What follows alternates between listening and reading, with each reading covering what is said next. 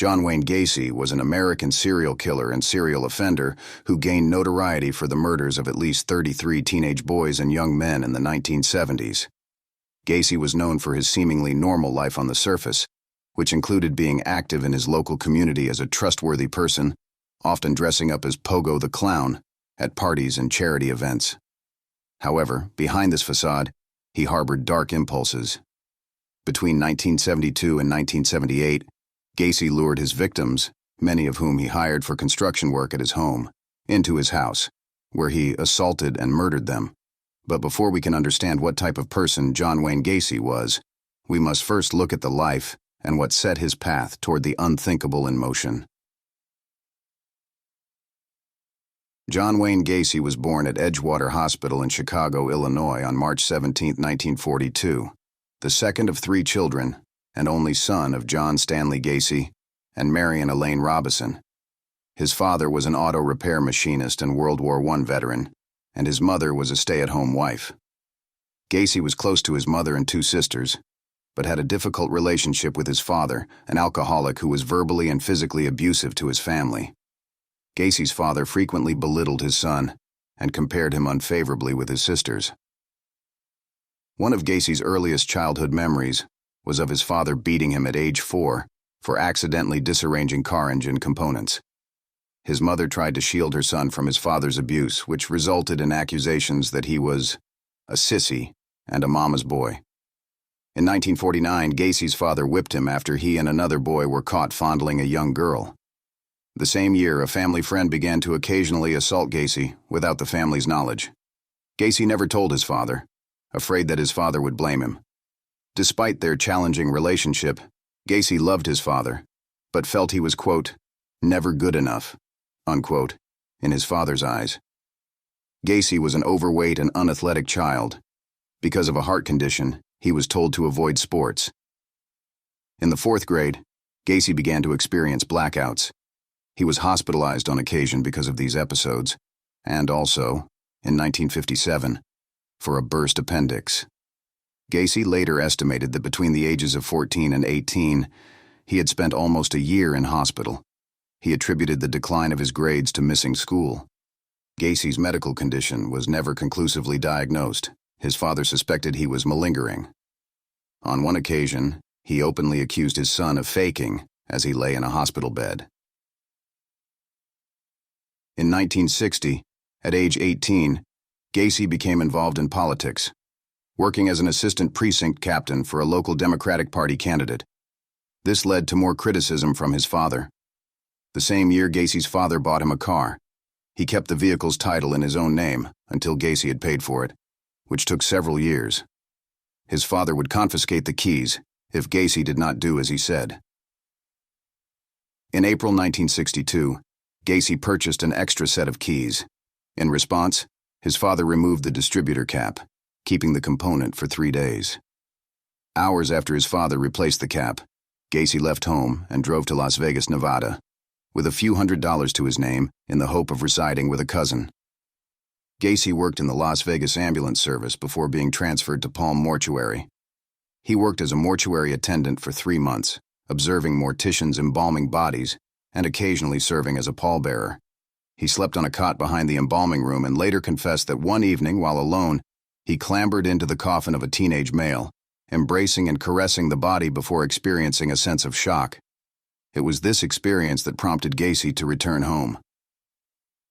Shortly after, Gacy enrolled at Northwestern Business College, despite having failed to complete high school. He graduated in 1963 and took a management trainee position with the Nunn Bush Shoe Company. In 1964, the company transferred him to Springfield, Illinois, to work as a salesman, and eventually promoted him to department manager. In March of that year, he became engaged to Marlyn Myers, a co-worker. During his courtship with Marlyn, Gacy joined the local chapter of the JCs. JCs is a nonprofit service organization that began all the way back in 1920 and was designed to be a civic engagement and professional development group for individuals between 18 and 40 years old. That same year, he had his second homosexual experience. According to Gacy, A colleague in the JC's plied him with drinks and invited him to spend the evening on his sofa. The colleague then performed oral sex on him while he was drunk. By 1965, Gacy had risen to the position of vice president of the Springfield JC's and was named the third most outstanding JC in Illinois. Gacy and Myers married in September 1964. Marlyn's father subsequently purchased 3 Kentucky Fried Chicken restaurants in Waterloo, Iowa. The couple moved there so Gacy could manage the restaurants, with the understanding that they would move into Marlyn's parents' former home. The offer was fair. Gacy would receive sufficient payment comparable with the work, plus a share of the restaurant's profits. Gacy opened a club in his basement where his employees could drink alcohol and play pool. Although Gacy employed teenagers of both sexes, he mainly socialized only with the males.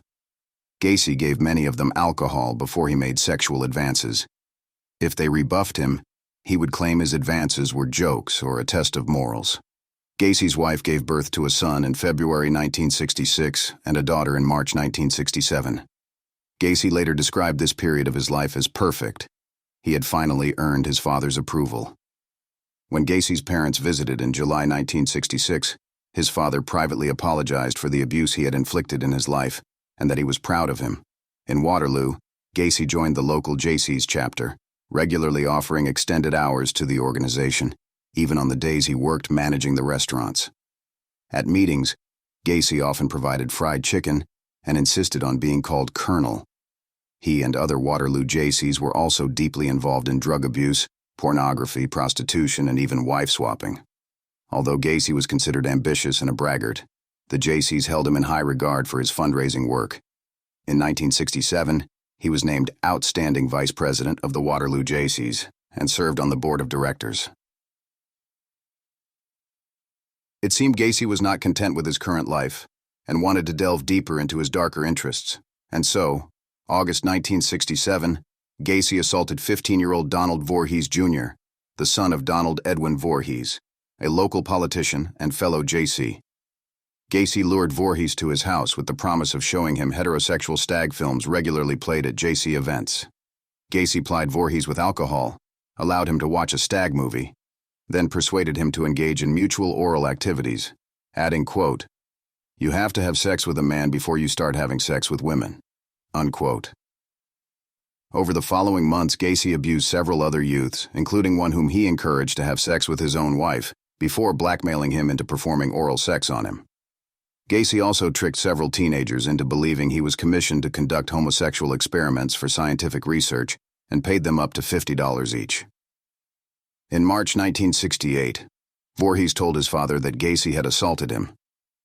Voorhees Sr. immediately informed the police, who arrested Gacy and charged him with performing oral sodomy on Voorhees and the attempted assault of 16-year-old Edward Lynch. Gacy denied the charges and strangely demanded to take a polygraph test, and the results of these tests were indicative of deception. Gacy publicly denied any wrongdoing and insisted the charges were politically motivated, citing that Voorhees Sr. had opposed Gacy's nomination for appointment as president of the Iowa JCs. Several fellow JCs found Gacy's story credible and rallied to his support. However, on May 10, 1968, Gacy was indicted on the sodomy charge. On August 30th, Gacy hired one of his employees, 18-year-old Russell Schroeder, paying him $300 for physically assaulting Voorhees in an effort to discourage the boy from testifying in court. Schroeder lured Voorhees to an isolated park, sprayed mace in his eyes, then beat him. Voorhees escaped and reported Schroeder's actions to police. Schroeder was arrested the next day. Initially denying involvement, he soon confessed to assaulting Voorhees, indicating he had done so at Gacy's request. Police arrested Gacy and charged him with hiring Schroeder to assault and intimidate Voorhees. On September 12th, Gacy was ordered to undergo a psychiatric evaluation at the Psychiatric Hospital of the University of Iowa. 2 doctors concluded he had an antisocial personality disorder, he was unlikely to benefit from treatment, and that his behavior pattern was likely to bring him into repeated conflict with society. The doctors concluded Gacy was mentally competent to stand trial. On November 7, 1968, Gacy pleaded guilty to one count of sodomy in relation to Voorhees, but not guilty to the charges related to other youths. He claimed Voorhees had offered himself to him and that he had acted out of curiosity, but his story was not believed. Gacy was convicted of sodomy on December 3rd and sentenced to 10 years imprisonment, to be served at the Anamosa State Penitentiary. That same day, Gacy's wife petitioned for divorce, requesting she be awarded the couple's home and property, sole custody of their 2 children, and alimony. The court ruled in her favor, and the divorce was finalized on September 18, 1969. Gacy never saw his first wife or children again. During his incarceration, Gacy rapidly acquired a reputation as a model prisoner. Within months of his arrival, he had risen to the position of head cook. He also joined the inmate JC chapter and increased its membership from 50 to 650 men in less than 18 months. Gacy secured an increase in the inmates' daily pay in the prison mess hall and supervised several projects to improve conditions for inmates, including the installation of a miniature golf course.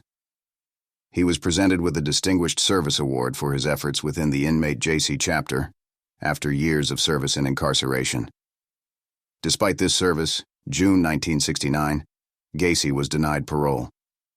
To prepare for a second scheduled parole hearing for the following year, he completed 16 high school courses, obtaining his diploma in November 1969. On Christmas Day 1969, Gacy's father died from cirrhosis. When informed of his father's death, Gacy collapsed to the floor, sobbing. He then made a request for supervised compassionate leave to attend the funeral, but this was denied. Gacy was granted parole with 12 months probation on June 18, 1970, having served 18 months of his 10-year sentence. Conditions of his probation included a nightly curfew and that Gacy relocate to Chicago to live with his mother. On his release, Gacy told friend and fellow JC, Clarence Lane, who picked him up from the prison and had remained steadfast in his belief of Gacy's innocence, that he would, quote, never go back to jail, unquote, and that he intended to re-establish himself in Waterloo. However, within 24 hours, Gacy had relocated to Chicago. He arrived there by bus on June 19th and shortly thereafter obtained a job as a cook. Despite his claims to his friend, February 12, 1971, Gacy was charged with sexually assaulting a teenage boy who claimed that he had lured him into his car at Chicago's Greyhound bus terminal and drove him to his home, where he had attempted to force the boy into activities.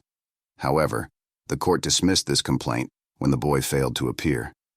On June 22nd, Gacy was arrested and charged with aggravated sexual battery and reckless conduct, in response to a complaint filed by a youth who claimed that Gacy had flashed a sheriff's badge, lured him into his car, and forced him to perform oral activities. But again, these charges were dropped after the complainant attempted to blackmail Gacy. During all this, the Iowa Board of Parole did not learn of these incidents. It is unclear why, but due to these errors on the justice system, Gacy's parole ended on October 18, 1971, and a month later the records of Gacy's criminal convictions in Iowa were sealed.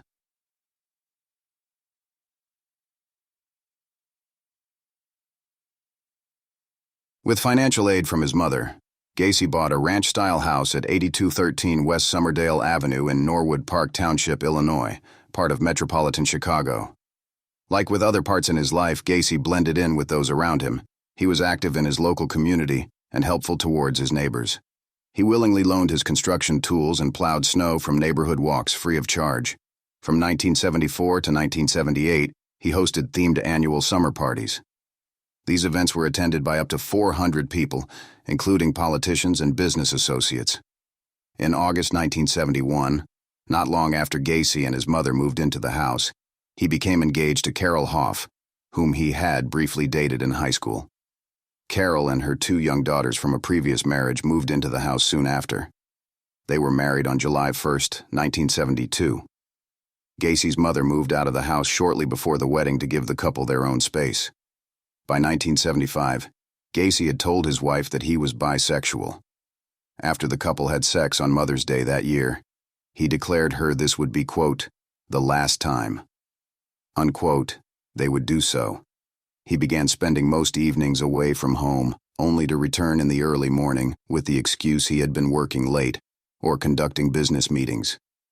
Carol observed Gacy bringing teenage boys into his garage in the early hours and also found gay pornography and men's wallets and identification inside the house.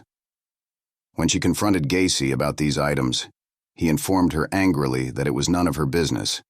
And so, after the change in the couple's life that seemed was unrepairable, on October 1975, after a heated argument, Carol asked Gacy for a divorce.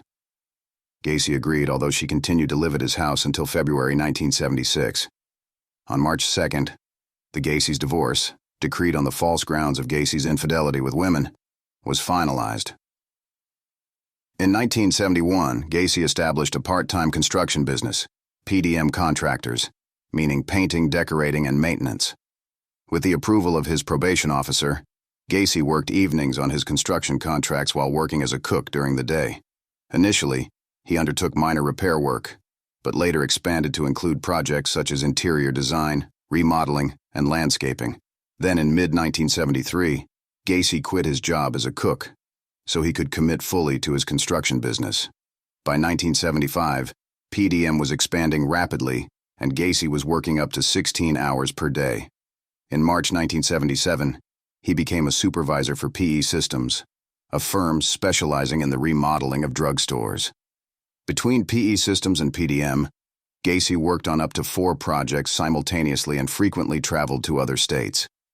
Through his membership in a local moose club, Gacy became aware of a Jolly Joker clown club, whose members regularly performed at fundraising events and parades in addition to voluntarily entertaining hospitalized children. In late 1975, Gacy joined the clown club and created his own characters, Pogo the Clown and Patches the Clown, devising his own makeup and costumes. He described Pogo as a happy clown, whereas Patches was a more serious character. Gacy seldom earned money for his performances, and later said that acting as a clown allowed him to, quote, regress into childhood, unquote. He performed as both Pogo and Patches at numerous local parties, political functions, charitable events, and children's hospitals. Gacy's voluntary public service as a clown throughout the years of his murders led to him being known as the Killer Clown, although his clown personas didn't have much of a bearing on most of his crimes. Much of PDM's workforce consisted of high school students and young men. Gacy would often proposition his workers for sex or insist on sexual favors in return for lending his vehicles, financial assistance, or promotions. Gacy also claimed to own guns, once telling an employee, quote, "Do you know how easy it would be to get one of my guns and kill you, and how easy it would be to get rid of the body?" Unquote. In 1973, Gacy and a teenage employee traveled to Florida to view a property Gacy had purchased. While there, Gacy forced himself on the employee in their hotel room, and then, after returning to Chicago, this employee drove to Gacy's house and beat him in his front yard. Gacy told his wife he had been attacked for refusing to pay him for poor quality painting work. In May 1975, Gacy hired 15-year-old Anthony Antonucci. 2 months later, he went to Antonucci's home, knowing the youth had an injured foot. The two drank a bottle of wine, then watched a heterosexual stag film before Gacy wrestled Antonucci to the floor and cuffed his hands behind his back. One cuff was loose, and Antonucci freed his arm while Gacy was out of the room. When Gacy returned, Antonucci grappled with him, obtained the key, and cuffed Gacy's hands behind his back. Gacy threatened Antonucci, then calmed down and promised to leave if he was freed. Antonucci agreed, and Gacy left. Antonucci continued working for PDM for 9 months after this incident, and Gacy made no further attempts to assault him.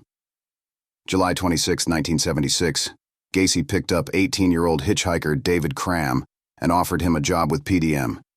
He began work the same evening. On August 21st, Cram moved into Gacy's house. The next day, Cram and Gacy had several drinks to celebrate his 19th birthday, with Gacy dressed as Pogo. Gacy conned Cram into donning handcuffs, his wrists cuffed in front of his body, rather than behind. He swung Cram around while holding the chain linking the cuffs, then said he intended to assault him. Cram kicked Gacy in the face and freed himself. A month later, Gacy appeared at Cram's bedroom door intending to assault him again, But Cram resisted, and Gacy left the bedroom. Cram moved out on October 5th and left PDM, but remained a local acquaintance of Gacy. Shortly afterwards, another employee, 18-year-old Michael Rossi, moved in. Rossi had worked for PDM since May 23, 1976. He lived with Gacy until April 1977. Rossi sometimes assisted Gacy in clowning at grand openings of businesses, Gacy as Pogo and Rossi as Patches. Another example of Gacy's political life was when Gacy entered local Democratic Party politics, initially offering use of his employees to clean party headquarters at no charge.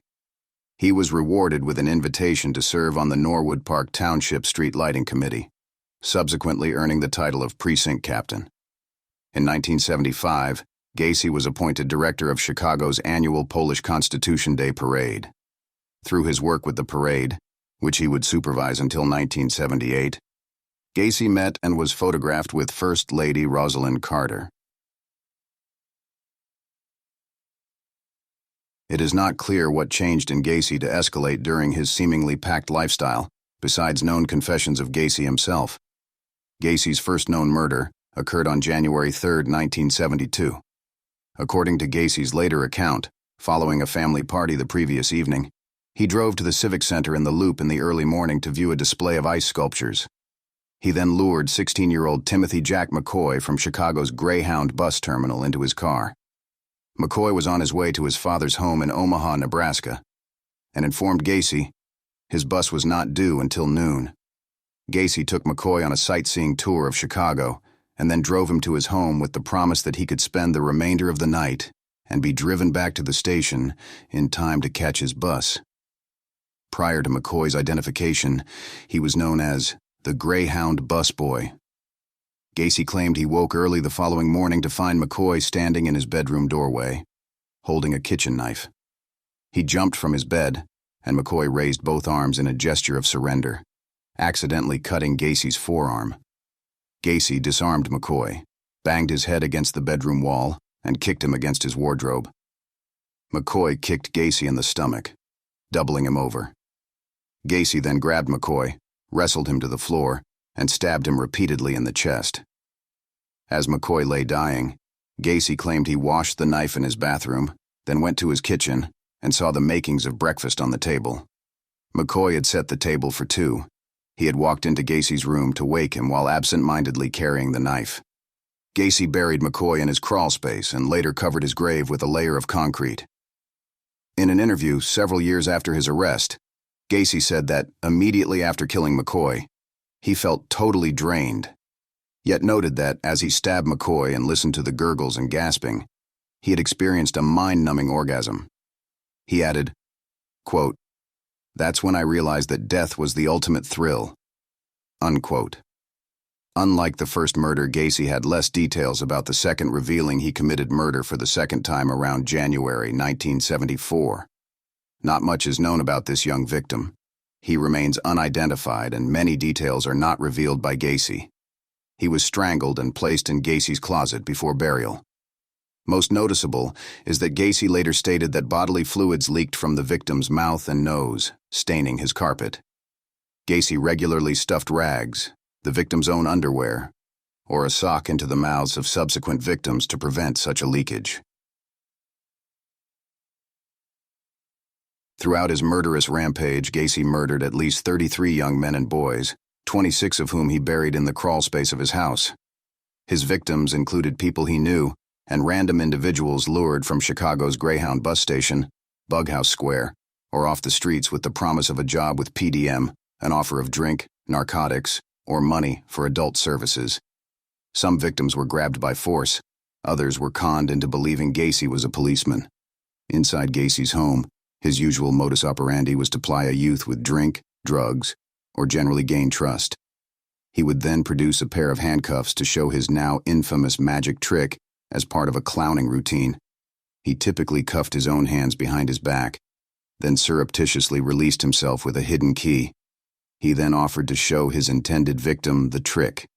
With his victim restrained, Gacy proceeded with assault and torture. He frequently began by sitting on or straddling his victim's chest before forcing the victim to fillet him.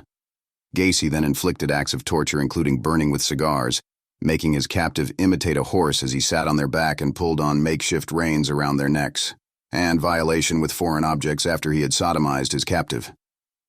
Gacy frequently manacled his captive's ankles to a 2x4 with handcuffs attached at each end, an act inspired by the Houston mass murders. He also taunted many victims throughout their abuse and was known to have partly drowned several in the bathtub before repeatedly reviving them. Gacy typically murdered his victims by placing a rope tourniquet around their neck and progressively tightening it with a hammer handle. He referred to this as the rope trick, frequently informing his victim, quote, "This is the last trick," unquote. Occasionally, the victim convulsed for extended periods of times before passing away, although several victims died by asphyxiation from cloth gags stuffed deep in their throats. Except for his two final victims, all were murdered between early hours in the morning. Gacy usually stored the victims' corpses under his bed for up to 24 hours before burying them in the crawl space, where he periodically poured quicklime to hasten decomposition. On July 31, 1975, John Butkovich, an 18-year-old PDM employee, disappeared. Butkovich's car was later found abandoned with his jacket and wallet inside and the keys in the ignition. The day before his disappearance, Butkovich had confronted Gacy over outstanding back pay. Butkovich's father called Gacy, who claimed he was happy to help search for his son, but was sorry Butkovich had, quote, "run away," unquote. When questioned by police, Gacy said Butkovich and two friends had arrived at his house demanding the overdue pay, but they had reached a compromise, and all three had left. Over the following 3 years, Butkovich's parents called police more than 100 times, urging them to investigate Gacy further. Gacy later admitted to encountering Butkovich exiting his car, waving to attract his attention. According to Gacy, Butkovich approached him, stating, "I want to talk to you." Gacy invited Butkovich into his car, then invited him back to his home, ostensibly to settle the issue of his overdue wages. At his home, Gacy offered Butkovich a drink, then conned him into allowing his wrists to be cuffed behind his back. Gacy later confessed to having sat on the kid's chest for a while, before he strangled him. He stowed Butkovich's body in his garage, intending to bury the body later in the crawl space. When his wife and stepdaughters returned home earlier than expected, Gacy buried Butkovich under the concrete floor of the toolroom extension of his garage in an empty space where he had intended to dig a drain tile. In addition to being the year his business expanded, Gacy freely admitted that 1975 was also when he began to increase the frequency of his excursions for sex with young males. He often referred to these jaunts as, quote, "cruising," unquote. Gacy committed most of his murders between 1976 and 1978, as he largely lived alone following his divorce. Although Gacy remained gregarious and civic-minded, several neighbors noticed behavioral changes after his 1976 divorce, including seeing him keeping company with young males, hearing his car arrive or depart in the early morning, or seeing lights in his home switch on and off in the early hours. One neighbor later recollected that, for several years, muffled, high-pitched screaming, shouting, and crying had repeatedly awakened her and her son in the early morning. She identified the sounds as emanating from a house adjacent to theirs on West Summerdale Avenue. On 1976, 1 month after his divorce was finalized, Gacy abducted and murdered 18-year-old Daryl Sampson. He was last seen alive in Chicago on April 6, 1976. Gacy buried him under the dining room, with cloth lodged in his throat. On May 14th, 15-year-old Randall Reffitt disappeared shortly after returning home from a dental appointment. Hours after Reffitt was last seen by his family, 14-year-old Samuel Stapleton vanished as he walked home from his sister's apartment. He and Reffitt were close acquaintances. They were buried together in the crawl space, and investigators believe the two were murdered the same evening. On June 3rd, Gacy killed 17-year-old Michael Bonin, who disappeared while traveling from Chicago to Waukegan. Gacy strangled Bonin with a ligature and buried him under the spare bedroom. 10 days later, Gacy murdered 16-year-old William Carroll and buried him in a common grave in the crawl space. Carroll seems to have been the first of 4 victims known to have been murdered between June 13th and August 6, 1976. 3 were between 16 and 17 years old, and one unidentified victim appears to have been an adult. On August 5th, 16-year-old James Hackinson is last known to have phoned his family, possibly from Gacy's home. Hackinson died of suffocation. His body was buried in the crawl space beneath 17-year-old Rick Johnston, who was last seen alive on August 6th. Gacy is thought to have murdered 2 unidentified males between August and October 1976. On October 24th, Gacy abducted and killed teenage friends Kenneth Parker and Michael Marino. The 2 were last seen on Clark Street in Chicago. 2 days later, 19-year-old construction worker William Bundy disappeared after informing his family he was to attend a party. Bundy died of suffocation. Gacy buried the body beneath his master bedroom. Bundy had apparently worked for Gacy. Between November and December 1976, Gacy murdered 21-year-old Francis Alexander. His last contact with his family was a phone call to his mother sometime in November. He was not reported missing, as his family believed he had moved to California shortly thereafter. Alexander was buried beneath the room Gacy used as his office. In December 1976, 17-year-old Gregory Godzik disappeared. His girlfriend last saw him outside her house. Godzik had worked for PDM for less than 3 weeks when he disappeared. He had informed his family that Gacy had had him dig trenches for some kind of drain in his crawlspace. Godzik's car was later found abandoned. His parents and older sister contacted Gacy about Godzik's disappearance. Gacy claimed that Godzik had expressed a wish to run away from home. He also claimed to have received an answering machine message from Godzik shortly after he had disappeared. When asked if he could play the message for Godzik's parents, Gacy said he had erased it. On January 20th, 1977, Gacy lured 19-year-old John Sykes to his house on the pretext of buying his Plymouth Satellite. He later confessed to strangling Syke in his spare bedroom, claiming Rossi was asleep in the house the following morning. Gacy later sold the car to Rossi for $300. 2 months later, on March 15th, 20-year-old John Prestige disappeared. Prestige was last seen leaving a near Northside restaurant. He was buried in the crawl space above the body of Francis Alexander. Shortly before his disappearance, Prestige had mentioned he had obtained work with a local contractor. Gacy murdered 1 additional unidentified youth and buried him in the crawl space in the spring or early summer of 1977. On July 5th, Gacy killed 19-year-old Matthew Bowman. Bowman's mother last saw him at a suburban train station. He had intended to travel to Harwood Heights for a court appointment. The following month, Rossi was arrested for stealing gasoline while driving Syke's car. The gas station attendant noted the license plate, and police traced the car to Gacy's house. When questioned, Gacy told officers that Syke had sold the car to him in February, saying he needed money to leave town. A check of the VIN confirmed the car had belonged to Syke. The police did not pursue the matter further, although they did inform Syke's mother that her son had sold his car.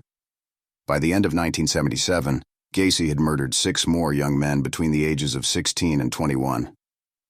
The first of these was 18-year-old Robert Gilroy, the son of a Chicago police sergeant, last seen alive on September 15th. Gilroy lived 4 blocks from Gacy's house. He was buried in the crawl space. On September 12th, Gacy had flown to Pittsburgh, Pennsylvania, to supervise a remodeling project, and did not return to Chicago until September 16th. Because Gacy was in another state at the time Gilroy was last seen. This is cited to support Gacy's claim of assistance from 1 or more accomplices in several homicides. 10 days after Gilroy was last seen, 19-year-old former U.S. Marine John Mowery disappeared after leaving his mother's house. Gacy strangled Mowery and buried his body beneath the master bedroom. On October 17th, 21-year-old Russell Nelson disappeared. He was last seen outside a Chicago bar. Nelson was looking for contracting work. Gacy murdered and buried him beneath the guest bedroom. Less than 4 weeks later, Gacy murdered 16-year-old Robert Winch and buried him in the crawl space. 20-year-old Tommy Bowling disappeared on November 18th after leaving a Chicago bar. On December 9th, 19-year-old U.S. Marine David Talsma disappeared after telling his mother he was to attend a rock concert in Hammond, Indiana.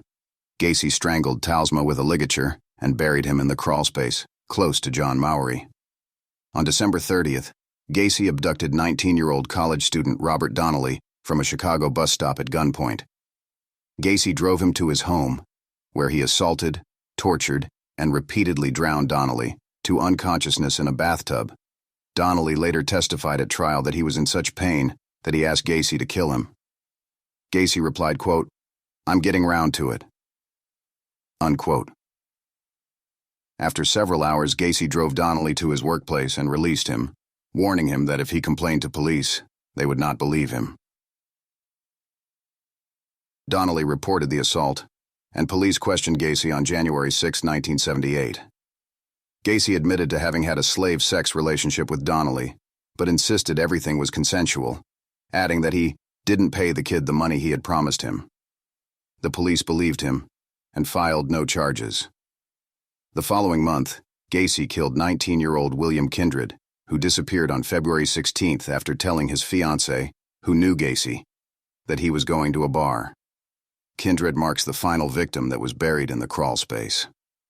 On March 21st, Gacy lured 26-year-old Jeffrey Rignall into his car. Gacy chloroformed him and drove him to his house, where his arms and head were restrained in a pillory device affixed to the ceiling and his feet locked into another device. He assaulted and tortured Rignall with instruments including lit candles and whips, and repeatedly chloroformed him into unconsciousness. Gacy then dumped Rignall in Chicago's Lincoln Park, unconscious but alive. Rignall managed to stagger to his girlfriend's apartment. Police were informed of the assault but did not investigate Gacy. Rignall was able to recall the Oldsmobile, the Kennedy Expressway, and particular side streets. He and two friends staked out the Cumberland exit of the expressway, and, in April, Rignall saw the Oldsmobile, which he and his friends followed to 8213 West Summerdale. Following this, Gacy was arrested on July 15th. He faced trial for assault and battery against Rignall. By mid-1978, the crawl space had no room for further bodies. Gacy later confessed to police that he considered stowing bodies in his attic, but had been worried about complications arising from leakage. Therefore, he chose to dispose of his victims off the I-55 bridge into the Des Plaines River. Gacy stated he had thrown 5 bodies into this river in 1978, one of which he believed had landed on a passing barge. Only 4 were ever found. The first known victim thrown from the bridge was 20-year-old Timothy O'Rourke. He was murdered in mid-June after leaving his apartment to purchase cigarettes. Shortly before his disappearance, O'Rourke had told his roommate a contractor on the northwest side had offered him a job. On November 4th, Gacy killed 19-year-old Frank Landingen. He was last seen alive by his father walking along Foster Avenue.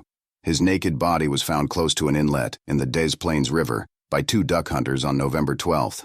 On November 24th, 20-year-old James Mazzara disappeared after Thanksgiving dinner with his family. Mazzara had informed his sister the day before that he was working in construction. He was last seen walking in the direction of Bughouse Square. On the afternoon of December 11, 1978, Gacy visited the Nissan pharmacy in Des Plaines to discuss a potential remodeling deal with the store owner, Phil Torf, while he was within earshot of 15-year-old part-time employee Robert Piest. Gacy mentioned his firm often hired teenage boys at a starting wage of $5 per hour, almost double the pay Piest earned at the pharmacy. Shortly after Gacy left, Piest's mother arrived at the store to drive her son home so the family could celebrate her birthday together. Piest asked his mother to wait, adding that, "Some contractor wants to talk to me about a job." He left the store at 9:00 p.m., promising to return shortly. Piest was murdered shortly after 10:00 p.m. at Gacy's home. Gacy later stated that at his house, he gave Piest a soft drink before asking whether there was anything he wouldn't do for the right price, to which Piest replied that he did not mind working hard.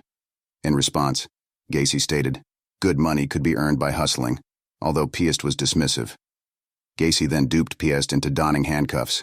Gacy's subsequent statements regarding the events varied, although in one of his initial statements he claimed Piest failed to resist as he removed the boy's trousers.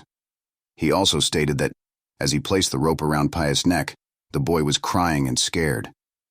Gacy admitted to having received a phone call from a business acquaintance as Piest lay dying.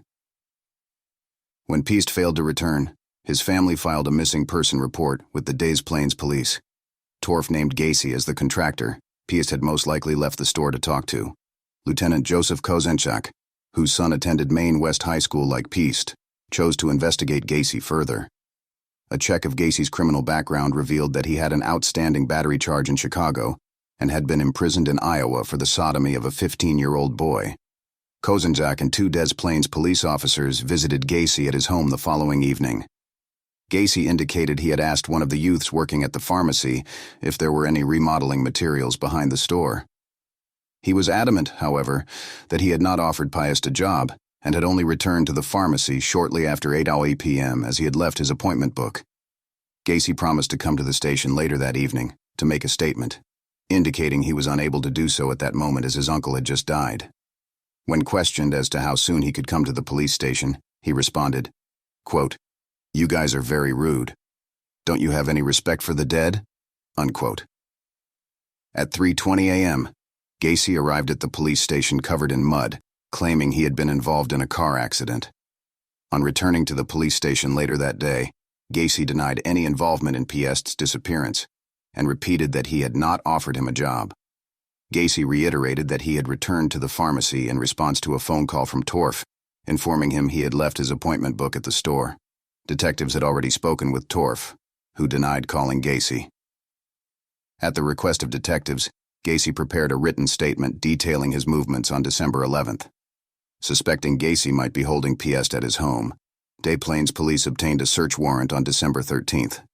This search revealed several suspicious items, including several police badges, a starter pistol, a syringe and hypodermic needle, handcuffs, books on homosexuality and pederasty, pornographic films, capsules of amyl nitrite, a dildo, a 2x4 with 2 holes drilled into each end, bottles of Valium and atropine, several driver's licenses, a blue hooded parka, and underwear too small to fit Gacy.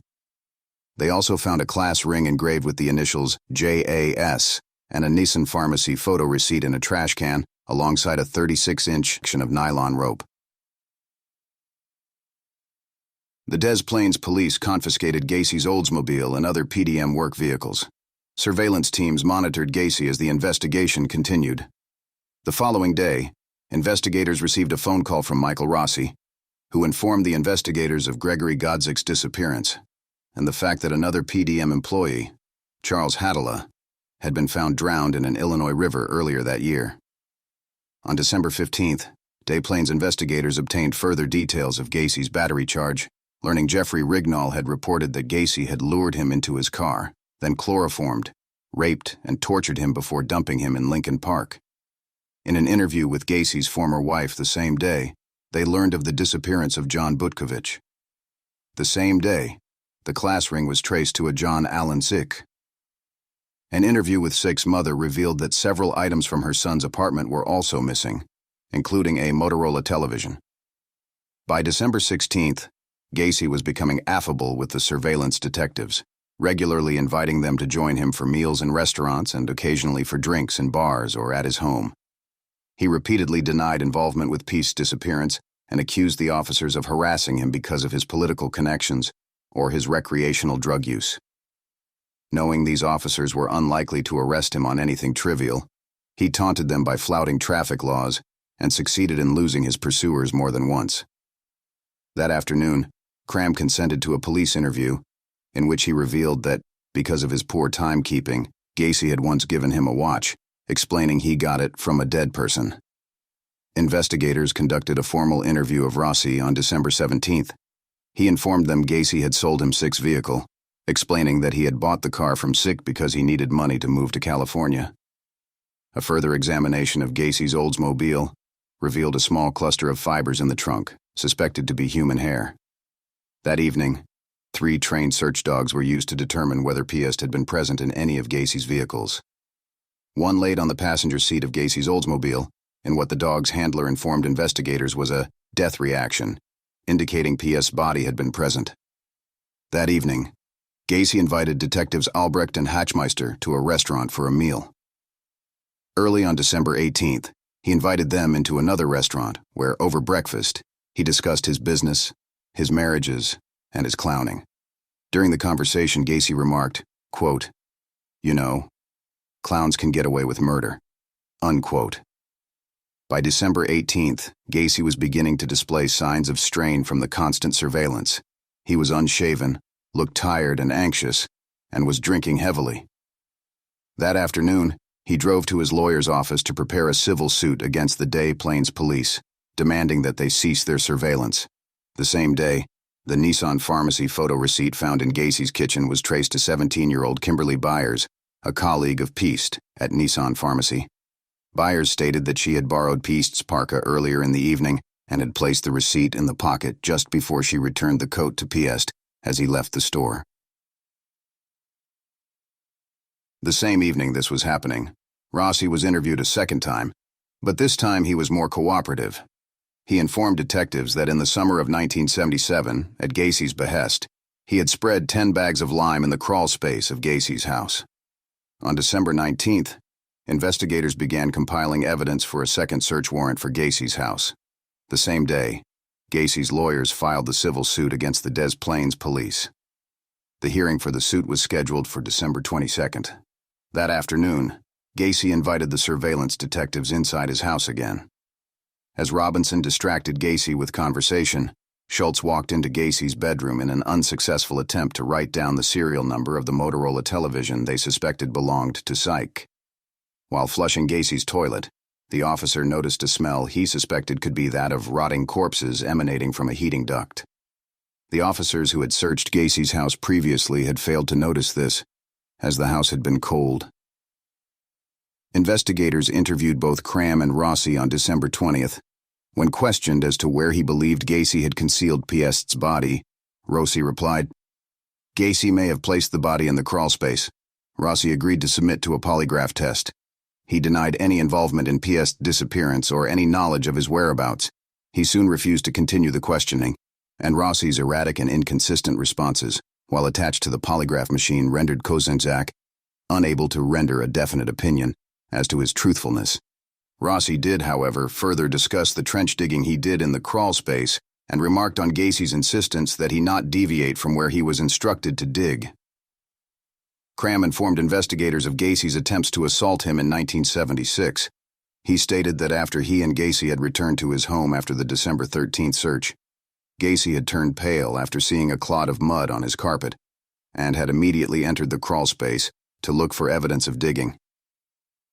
When asked whether he had been to the crawl space, Cram replied he had once been asked by Gacy to spread lime down there and had also dug trenches, which Gacy had explained were for drainage pipes. Cram stated these trenches were 2 feet wide, 6 feet long, and 2 feet deep, which would roughly be consistent with the size of a shallow grave. On the evening of December 20th, Gacy drove to his lawyer's office in Park Ridge to attend a scheduled meeting, ostensibly to discuss the progress of his civil suit. Gacy appeared anxious and disheveled and immediately asked for an alcoholic drink. Sam Amarante fetched a bottle of Seagram's whiskey, and Gacy immediately drank 2 cupfuls. Amarante, by this stage dubious of Gacy's claims of innocence, then asked what he had to discuss with them, after conversing with his lawyer. Gacy pointed to the front-page article covering the disappearance of Piest and confessed his involvement after breaking down. Gacy proceeded to give a rambling confession that ran into the early hours of the following morning. He began to confess to involving himself in other cases, not just the disappearance of Piest. He stated he had murdered, quote, at least 30, unquote, victims, most of whom he had buried in his crawlspace, and had disposed of 5 other bodies in the Des Plaines River. Gacy dismissed his victims as male prostitutes, hustlers, and liars, adding he sometimes awoke to find dead, strangled kids with their hands cuffed behind their back. He had buried their bodies in his crawlspace, as he believed they were his property. As a result of the alcohol he had consumed, Gacy fell asleep midway through his confession. Amarante immediately arranged a psychiatric appointment for Gacy that morning. On awakening several hours later, Gacy shook his head. When informed by Amarante he had confessed to killing approximately 30 people, saying, "Well, I can't think about this right now. I've got things to do." Ignoring his lawyer's advice regarding his scheduled appointment, Gacy left to attend to his business. Gacy later recollected his memories of his final day of freedom as being hazy, adding he knew his arrest was inevitable and that he intended to visit his friends, and say his farewells. Gacy then drove to the home of a fellow contractor and friend, Ronald Rode. Gacy hugged Rode before bursting into tears and saying, "I've been a bad boy. I killed 30 people, give or take a few." Gacy left Rode and drove to Cram's home to meet with Cram and Rossi. The surveillance officers noted he was holding a rosary to his chin, praying while he drove along the expressway. After talking with Cram and Rossi, Gacy had Cram drive him to a scheduled legal meeting. Cram informed the surveillance officers that Gacy had told him and Rossi that he had confessed to over 30 murders with his lawyers the previous evening. Gacy then had Cram drive him to Mary Hill Cemetery, where his father was buried. As Gacy drove to various locations that morning, police outlined the formal draft of their second search warrant, specifically to search for Piest's body in the crawlspace. On hearing from the surveillance detectives that, in light of his erratic behavior, Gacy might be about to commit suicide, police decided to arrest him on a charge of possession and distribution of cannabis in order to hold him in custody, as the formal request for a second search warrant was presented. At 4:30 p.m. on December 21st, the eve of the hearing of Gacy's civil suit, a second search warrant was granted. After police informed Gacy of their intentions to search his crawlspace for the body of Piest, Gacy denied the teenager was buried there, but confessed to having killed in self-defense a young man whose body was buried under his garage. Armed with the signed search warrant, police and evidence technicians drove to Gacy's home. They found Gacy had unplugged his sump pump, flooding the crawlspace with water. They replaced the plug and waited for the water to drain. Evidence technician Daniel Genty then entered the 28 by 38-foot crawlspace, crawled to the southwest area, and began digging. Within minutes, he uncovered putrefied flesh and a human arm bone. Genty shouted to the investigators that they could charge Gacy with murder, adding, quote, "I think this place is full of kids," unquote. A police photographer uncovered a patella in the northeast corner. The two then began digging in the southeast corner, uncovering 2 lower leg bones. The victims were too decomposed to be pieced. As the body in the northeast corner was unearthed, a crime scene technician discovered the skull of a second victim alongside this body. Later, excavations of the feet of this second victim revealed a further skull beneath the body. Because of this, technicians returned to the trench where the first body was unearthed, discovering the ribcage of a fourth victim, confirming the scale of the murders. After being informed that the police had found human remains in his crawlspace and that he would now face murder charges, Gacy told officers he wanted to clear the air. In the early morning hours of December 22nd, and in the presence of his lawyers, Gacy provided a formal statement in which he confessed to murdering approximately 30 young males, all of whom he claimed had entered his house willingly. Some victims were referred to by name, but Gacy claimed not to know or remember most of the names. He claimed all were teenage male runaways or male prostitutes, the majority of whom he had buried in his crawlspace. Gacy claimed to have dug only 5 of the graves in this location and had his employees dig the remaining trenches so that he would have graves available. When shown a driver's license issued to a Robert Haston which had been found on his property, Gacy claimed not to know him, but admitted that this license had been in the possession of one of his victims. In January 1979, he had planned to conceal the corpses even further by covering the entire crawlspace with concrete. When questioned specifically about Piest, Gacy confessed to luring him to his house and strangling him on December 11th. He also admitted to having slept alongside Piest's body that evening before disposing of the corpse in the Des Plaines River in the early hours of December 13th. On his way to the police station, he had been in a minor traffic accident after disposing of Piest. His vehicle had slid off an ice-covered road and had to be towed free. Accompanied by police, his lawyers, and his older sister, Gacy was driven to the I-55 bridge on December 23rd to pinpoint the precise spot where he confessed to having thrown the body of Robert Piest and 4 other victims into the river. Gacy was then taken to his house and instructed to mark his garage floor with orange spray paint to show where he had buried the individual he had supposedly killed in self-defense, whom he named as John Butkovich. To assist officers in their search, Gacy drew a rough diagram of his basement to indicate where their bodies were buried. 26 bodies were unearthed from Gacy's crawlspace over the next week. 3 others were also unearthed elsewhere on his property. As the flooring and walls of the property were dismantled, additional evidence including identification cards and further documentation of Gacy's unknown life. Gacy was brought to trial on February 6, 1980, charged with 33 murders. He was tried in Cook County, Illinois, before Judge Louis Garippo. The jury was selected from Rockford because of extensive press coverage in Cook County. At the request of his defense counsel, Gacy spent over 300 hours with doctors at the Menard Correctional Center in Chester in the year before his trial. He underwent a variety of psychological tests to determine whether he was mentally competent to stand trial. Gacy attempted to convince the doctors that he had multiple personality disorder. He claimed to have 4 personalities: the hard-working, civic-minded contractor, the clown, the active politician, and a policeman called Jack Hanley, whom he referred to as Bad Jack. When Gacy had confessed to police, he claimed to be relaying the crimes of Jack, who detested homosexuality and viewed male prostitutes as weak, stupid, and degraded scum. His lawyers opted to have Gacy plead not guilty by reason of insanity. In his opening statement, one of Gacy's defense attorneys, Robert Mata, presented Gacy as a Jekyll and Hyde character. The defense produced several psychiatric experts who had examined Gacy. 3 testified they found him to be a paranoid schizophrenic with multiple personalities. The prosecutors argued that Gacy was sane and in full control of his actions. They produced several witnesses to testify to his premeditation and the efforts he took to escape detection. Those doctors refuted the defense doctors' claims of multiple personalities and insanity. Cram and Rossi testified that Gacy had made them dig drainage trenches and spread bags of lime in his crawlspace.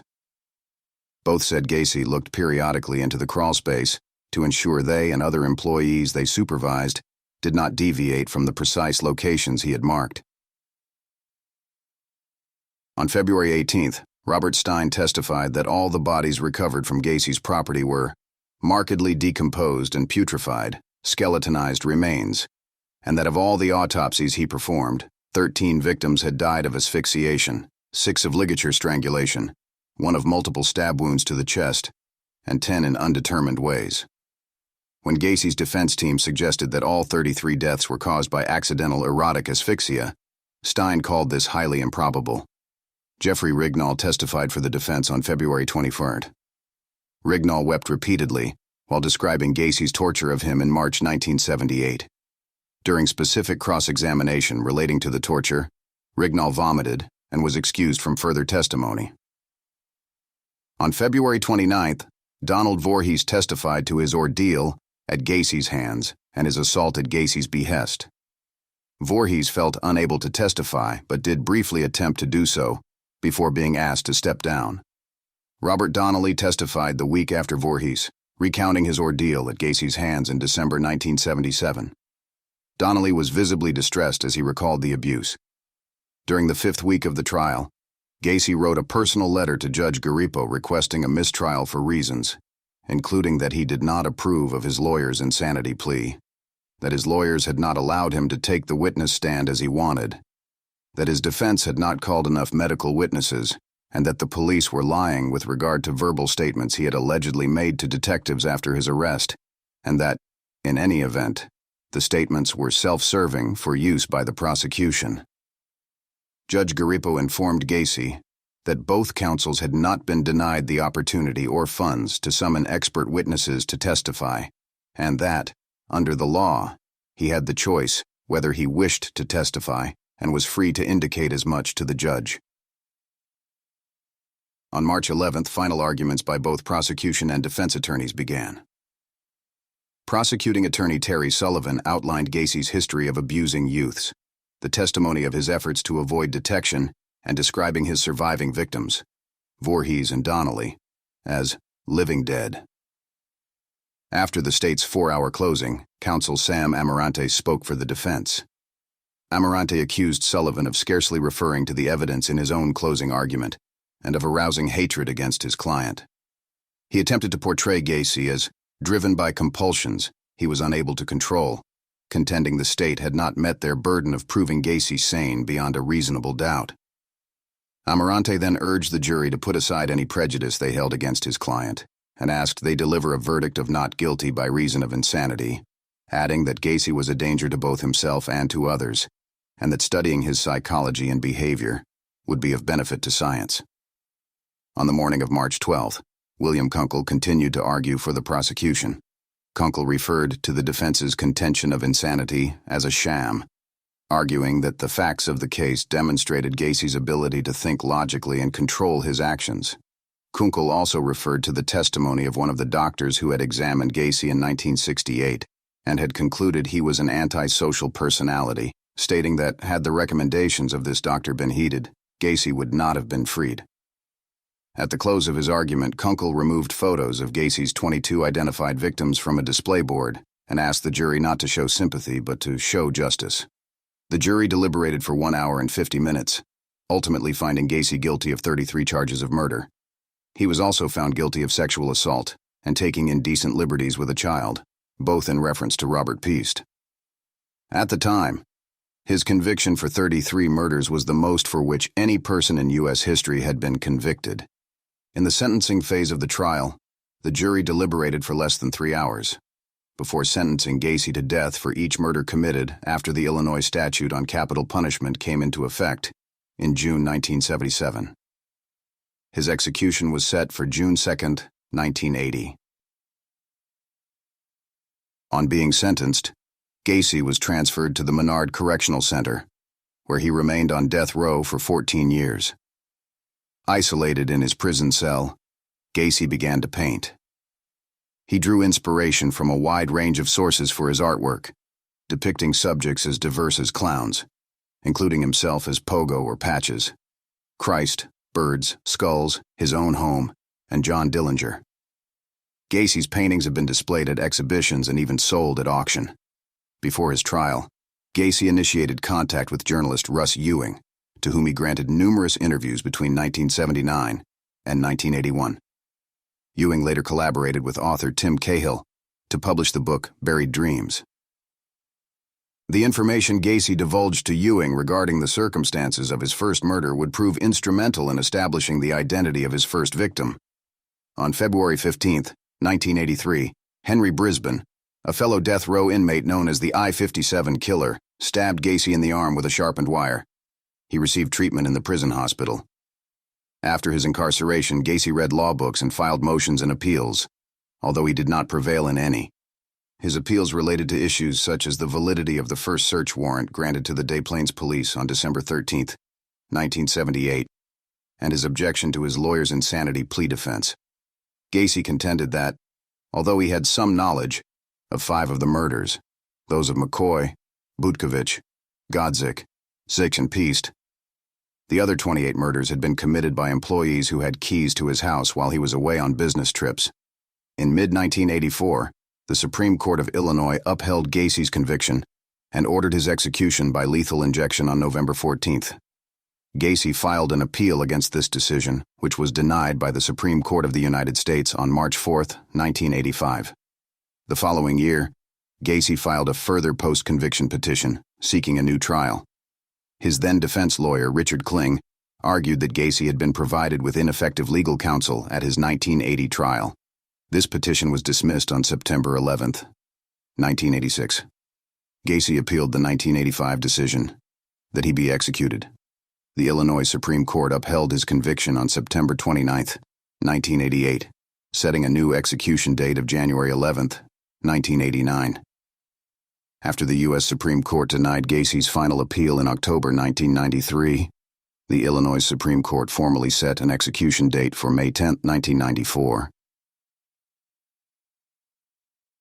On the morning of May 9, 1994, Gacy was transferred to Stateville Correctional Center to be executed.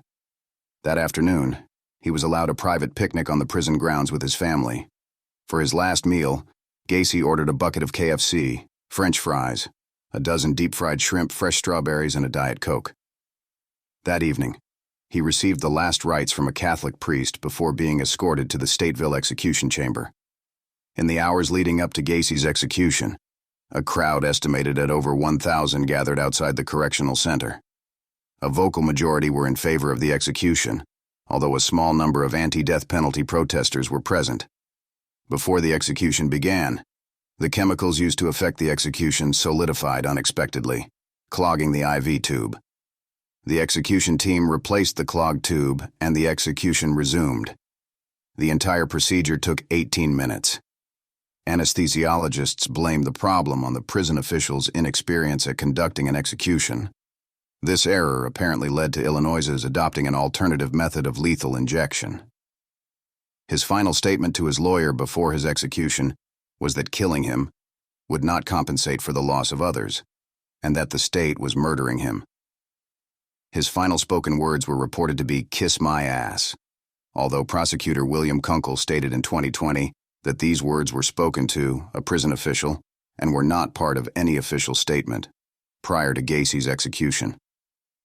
After Gacy's death was confirmed at 12:58 a.m. on May 10, 1994, his brain was removed and his body was cremated. It is in the possession of Helen Morrison, a witness for the defense at Gacy's trial, who has interviewed Gacy and other serial killers in an attempt to isolate common personality traits of violent sociopaths. Gacy's case shocked the nation and led to increased scrutiny of individuals in positions of trust, as well as greater awareness of the dangers of serial killers operating within communities. His story has been the subject of numerous books, documentaries, and films, and he remains one of the most infamous serial killers in American history.